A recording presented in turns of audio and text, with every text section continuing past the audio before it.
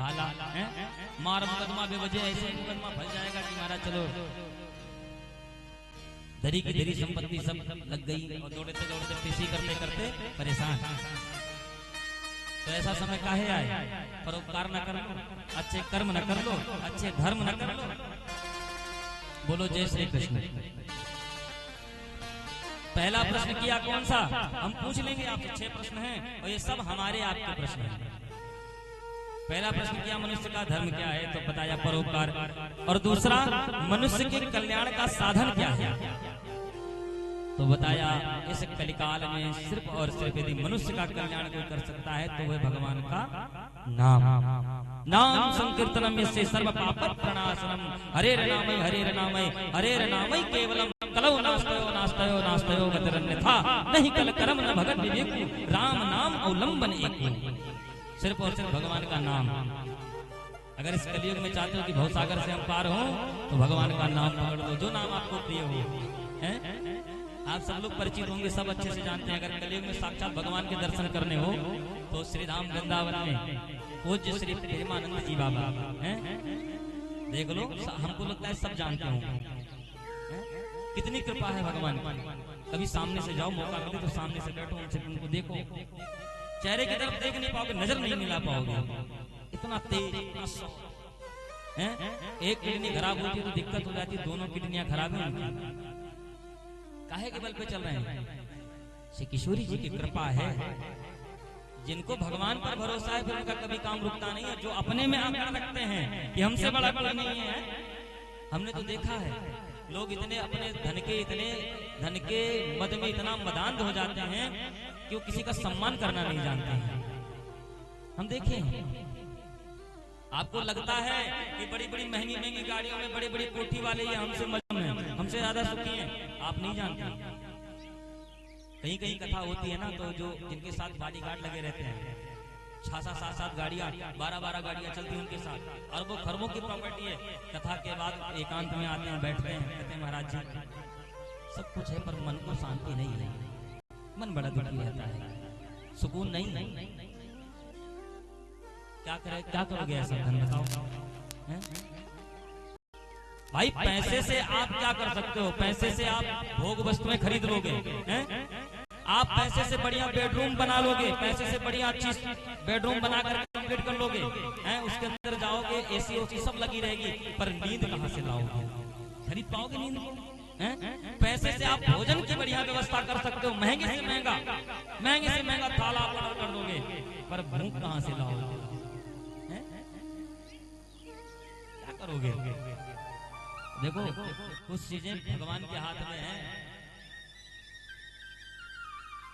इसलिए मानो और जानो। अगर नहीं मानते हो तो आज नहीं तो कल सोचोगे। श्री जगन्नाथ स्वामी के पंच सखा भाई, जिनमें एक थे श्री अच्युतानंद दास जी। उन्होंने अपनी भविष्य मालिका पुस्तक में जो लिखा है ना, जो पढ़े होंगे भविष्य मालिका पुस्तक, देखिएगा बाबूजी मंगा पढ़िएगा उसमें उन्होंने साफ साफ दर्शा दिया है, सब पूरी चीजें होने वाली घटनाएं सब उन्होंने लिख दिया है। 2025 से लेकर के और 32 तक का जो समय है ये बड़ा भीषण है, बड़ा भयानक है। 25 में उन्होंने लिखा था कि जल प्रलय होगा, वो देखने को मिला है। पंजाब की स्थिति देखो क्या भाई, गांव की गांव बह गए, नगर के नगर बह गए, न जाने कितने जीव बेचारे मर गए हैं। वैष्णो देवी में देख लो कैसा हादसा हो गया है, श्रीखंड कैलाशनाथ में देख लो यात्रा कैसा क्या हुआ। कोरोना की जो बीमारी आई थी ना, इसको उस भविष्य मालिका पुस्तक में स्वामी अच्युतानंद दास जी ने पहले ही भविष्यवाणी कर दी थी कि ऐसी महामारी आएगी। और ऐसी तो 64 बीमारियों का जिक्र किया गया उस भविष्य मालिका में, जिनमें वो एक थी और सबसे छोटी थी, अभी 63 बाकी है। वो इतनी भयानक होगी अगर यदि उनकी पुस्तक की माने, उनकी पुस्तक की यदि हम माने, हम कोई भविष्य वक्ता नहीं है, पर संतों की यदि माने तो ये संसार की जो आबादी है ये घट करके आधी हो जाएगी, इतने लोग मारे जाएंगे। इसीलिए समझ जाओ अभी समय है। और कुछ लोग कहते हैं महाराज ऐसे कैसे हो जाएगा, हैं? इतने लोग कैसे मर जाएंगे? तो सुनो प्रमाण के लिए, कोरोना आया देखा ना आप लोगों ने, हैं? घर में बहुत पैसा था पर आग देने वाला कोई नहीं था। नोटों की गड्डियां घर में ठसी की ठसी पड़ी रही, उसमें कोई हाथ लगाने वाला नहीं था। घर में एक भी नहीं बचा कि कोई किसी को कंधा दे दे। कितने लोग मारे गए। ये तो छोटी सी चिंगारी थी। ये जो चल रहा है समय, और उस पुस्तक में ये भी घोषणा की गई, ये भी भविष्यवाणी की गई है कि तृतीय विश्व युद्ध बड़ी जल्दी होने वाला है, और जो कि माहौल बन भी रहा है, आप सब देख रहे हो। तो बचेंगे वही जो भगवान के आश्रित हैं, जो वैष्णव जन हैं, जो भक्त जन हैं, जो भगवान का जिनको सहारा है, वही बचेंगे। इसलिए अभी मौका है, भगवान का नाम पकड़ लो, पार लग जाओ। बोलो जय श्री कृष्ण। इसलिए धन के मद में इतने मदांध मत हो जाओ कि किसी विप्र, किसी ब्राह्मण का सम्मान करना भूल जाओ। देखो, हम तो 4 दिन के लिए तुम्हारे यहाँ आए, 7 दिन के लिए तुम्हारे यहाँ आए। अगर हमारा सम्मान करो तो ठीक, नहीं करोगे तो ठीक। हमारा क्या ले लोगे, हमारा क्या कर लोगे आप? हम तो जो करने आए वो तुम करके जाएंगे, हमारा धर्म है। पर आपका क्या धर्म है, आप देखो। ये मौका बार बार नहीं मिलेगा जीवन में। जरूर गोविंद की कृपा है। यदि आप समय तारीख निश्चित करके करवाना चाहते तो शायद नहीं हो पाता, लेकिन गोविंद ने आपकी सोसाइटी को चुना, आपकी कॉलोनी को चुना, और आप लोगों के हृदय में जो प्रेम था, इसलिए भागवत भगवान स्वयं प्रकट हो गए आपकी कॉलोनी में, स्वयं आ गए, पधार गए। ये सौभाग्य की बात है। इसलिए ऐसे अवसर मिले हैं तो इसको गंवाओ नहीं। ये 7 दिन बड़े कीमती हैं। उसके बाद फिर तो सोना, खाना, रहना, दिनचर्या वही चलेगी फिर, है ना। तो ये 7 दिन है ना, तन मन जैसे जैसे भी आपको ठाकुर जी ने बनाया हो ना, उस हिसाब से लगो कि भगवान को भी लगे नहीं हमारे भक्त हैं, फॉर्मेलिटी नहीं करना है। भगवान कहते हैं कि हमें कैसे लोग पसंद हैं।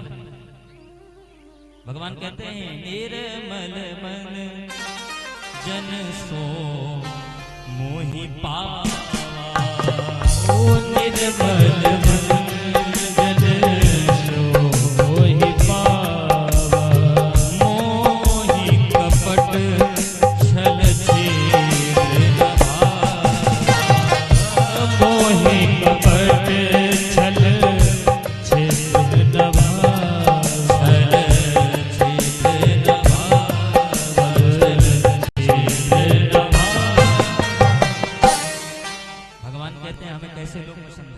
कैसे लोग अच्छे लगते हैं। निर्मल मन जन सो मोहि पावा। आप यदि घमंड से लेकर के आओगे ना कोई चीज, तो ठाकुर जी को स्वीकार नहीं है, ले जाओ। भगवान जब एक बार पांडवों की नगरी पधारे, शांति दूत बन करके दुर्योधन के पास गए समझाने के लिए कि देखो समझ जाओ, 5 गांव की बात है, तो पांडवों को 5 गांव दे दो बस। अकड़ के साथ सुई का एक नोक के बराबर भी नहीं दूंगा, बिना युद्ध के मैं एक नोक के बराबर नहीं दूंगा। सपनी मामा ने हाथ दबाया, ठहर जाओ, तुम्हें पता है किससे तुम बात कर रहे हो? योगेश्वर भगवान श्री कृष्ण है, इसलिए थोड़ा शांत हो जाओ। और तुरंत शांत हो गया। अच्छा प्रभु, ये तो सब बात बाद में होती रहेगी, एक काम करो, हमारी माता गांधारी ने आपके लिए 56 प्रकार का व्यंजन बनाया, भोग बनाया, चल करके पाओ। भगवान ने ठुकरा दिया, नहीं नहीं, आज का भोजन मैं तुम्हारे घर नहीं करूंगा। आज का भोजन तो मैं विदुर काका के यहाँ करूंगा। और विदुर जी बेचारे बड़े गरीब, कुछ नहीं था। उनको जब पता चला कि द्वारकाधीश आ रहे हैं तो मनी मन प्रसन्न थे, पर उनको विश्वास नहीं था कि हमारे घर भगवान आएंगे। पर जब भगवान द्वारकाधीश के मुख से निकला कि आज का भोजन मैं और कहीं नहीं विदुर काका के घर करूंगा, तो विदुर जी बावरे रह गए, प्रसन्न हो गए, और खुशी से नाचते हुए दौड़ते हुए पहुंचे। विदुरानी बाहर आओ, और पूरी बात सुना डाली, जल्दी से व्यवस्था करो, हमारे घर में द्वारकाधीश आ रहे। विदुरानी भी बावरी है, हमारे घर में भगवान द्वारकाधीश।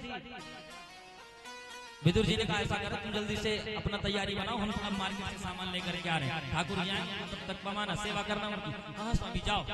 अब विदुर जी चले गए बाहर, विदुरानी घर पे स्नान कर रही थी। ठाकुर जी पहुंच गए, दरवाजा खटखटाया, काका कोई है? अब विदुरानी बाहर अंदर से दौड़ती हुई आई, दरवाजा खोला, भगवान को देखा तो देखती ही रह गई, भूल गई, खुद खो गई। भगवान ने कहा काकी अंदर भी बुलाओगी कि बाहर ही छोड़ दोगी? अच्छा प्रभु आइए, अंदर आइए। अंदर लेकर के गई, सुंदर आसन लगाया, और बढ़िया और तो कुछ घर में था नहीं, केला था। और केला लेकर के आई बगल में रख लिया। केला के छिलका को छीलती हैं, गूदा बाहर फेंकती हैं और छिलका भगवान को पवा रही हैं। प्रेम से ठाकुर जी पाते जा रहे हैं। विदुर काका अचानक आगमन हो गया। अरे विदुरानी बावरी है, क्या कर रही हो तुम? ये केला के छिलके खिला रही हो ठाकुर